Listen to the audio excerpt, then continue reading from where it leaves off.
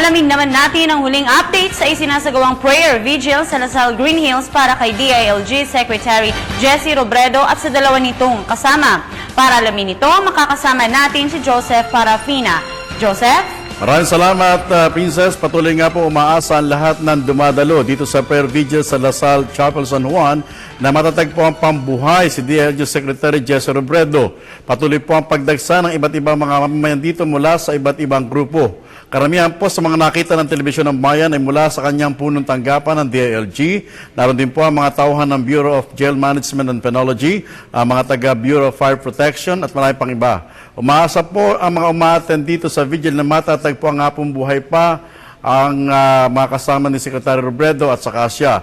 Sabay po naman itong si Secretary Deles ay nagsabi at nagkwento na rin na bilang isang ibang klase daw po miyembro ng gabinete ito si Secretary Jesse dahil di ito marunong tumanggi kung ang pag-uusapan po ay ang palilingkod sa taong bayan. Para naman po kay BIR Commissioner Kimenares, malaking bagay po kung matatagpuan kaagad ang eroplano sa ilalim po ng dagat para masagot nito ang napakarami mga tanong ang hindi masasagot hanggat di nakikita ang ilang bahagi ng eroplano at ang mga sakay nito.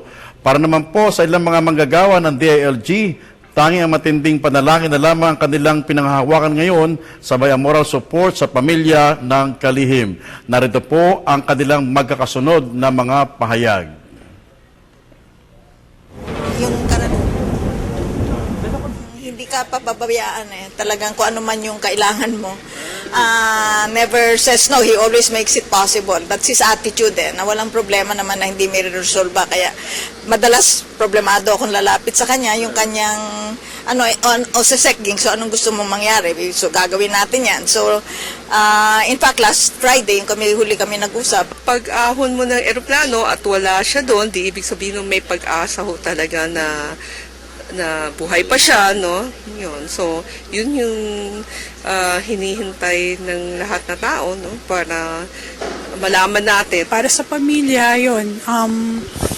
Sana po, lakasan niyo yung loob niyo, Ma'am Lenny, saka sila Aika, yung mga anak niya.